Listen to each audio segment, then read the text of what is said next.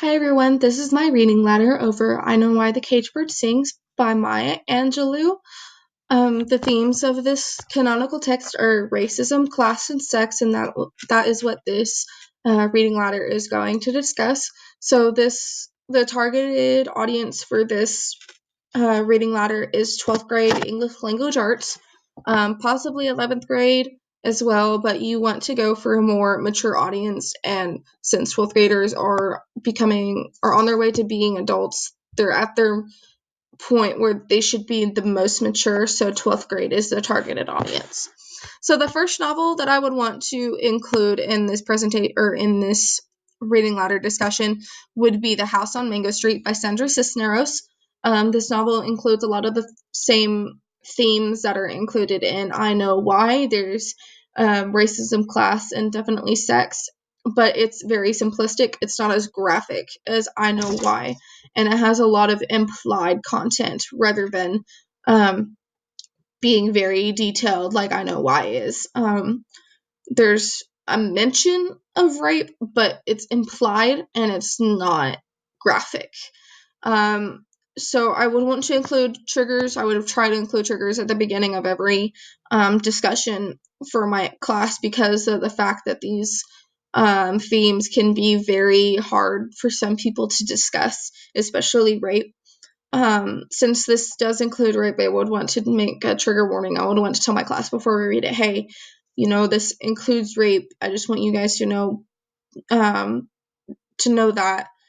But the reason why we're discussing this is because it's important to understand that rape does happen and that it happens to a lot of people and that it needs to be discussed. Okay. The next thing I would want to teach is a TED Talk, Colorblind or Color Brave, given by Melody Hobson.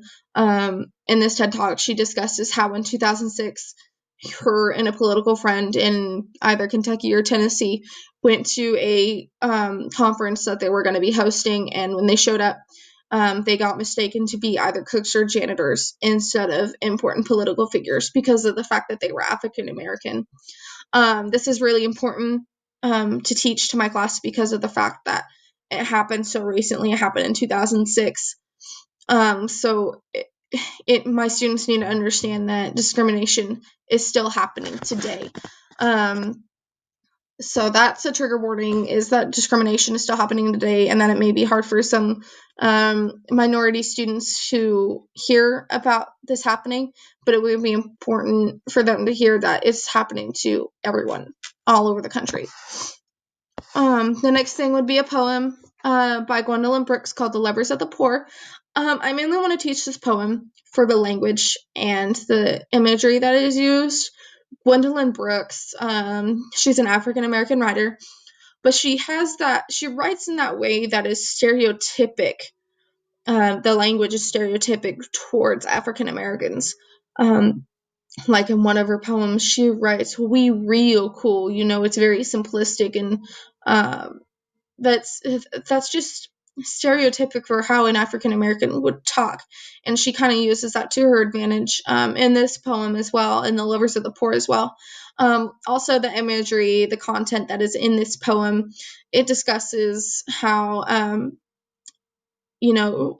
rich white women are trying to help these lower income African American families, but to the white women, they're not helping them just to be helpful. They're helping them because they want to look good. They want to make themselves seem better than everyone. And as the poem goes on, an African American community realizes that these women are just doing it for their own personal gain and are becoming more and more hateful the longer time goes on. There's not really any trigger warnings for this novel or for this poem. None that I could think of. So it would just be, if there were, I would say discrimination. But by this point, my students would be aware of discrimination. So it's not really important to talk about. It's not important to tell them that there's going to be discrimination. The next thing I would teach would be a movie called Selma, produced in 2016. This movie is about the Selma march in Alabama. led by Dr. Martin Luther King Jr. I want to include this because of the fact that Maya Angelou worked very closely with civil rights activists like Martin Luther King and often led some of the marches with him. So this movie is very graphic, like I Know Why, but it's very visually graphic. So this would be an introduction to the graphic content that is going to be seen in I Know Why. It shows the trigger. This includes the trigger warning, so it shows a lot of violence, especially from police towards the African American people who marched on the bridge in Selma. It may be hard for some people to watch. I know it was hard for me to watch even, but it's important for them to see that this actually happened and that it may have been even more violent than what was seen in the movie. But it's important for them to realize that one, that violence did happen, and two, Maya Angelou did work closely with Martin Luther King, and that and that she was a very big in civil rights. The next thing I would want to teach is an artwork exhibition. It's an online exhibition called Rewind, led by Paul Rucker. He's an African American person who kind of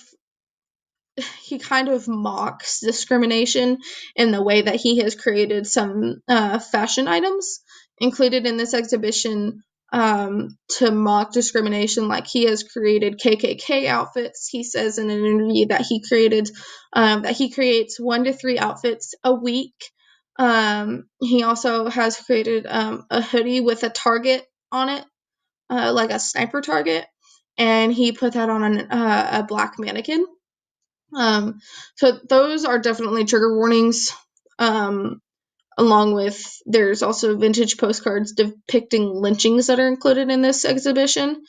Those are all important triggers, but they're also important content to show my students, to say, hey, even though discrimination is happening, you still have a voice. You can still fight back. You can do this. You can tell them, hey, I'm still a person and I can still fight back. The next thing would be an article interview that we would discuss. It's called The Value of Being an Insider in America, and it's given by Hassan Minhaj. Hassan Minhaj is a first-generation American. His parents are immigrants from India, and Hassan Minhaj himself was born in California, and he describes himself as being as American as American Pie. So he's a very young comedian who kind of has a play on, takes a stance on what it's like to be seen as an outsider, even though he's from America. So he kind of takes a voice for not just the Muslim Indian community, but for all minorities, because a lot of minorities do feel this way, that they feel like they're an outsider, even though they've been Americans for many, many, many generations. I'm not sure what kind of trigger this would be. I don't think there would be a trigger.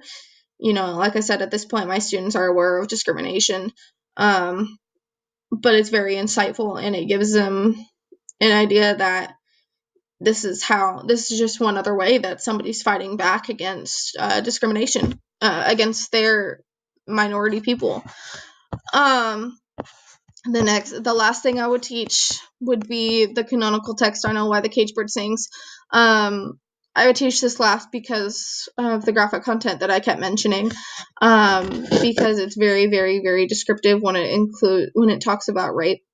When I read it myself, I became very angry, even though I already knew that she was raped when I read this novel. But I don't know if I would teach all of it, maybe the most important parts of this novel, but there are a lot of important parts. And like I said, I would teach it last because of how graphic it is. But yeah, that's my reading letter. I hope you enjoyed. Thanks.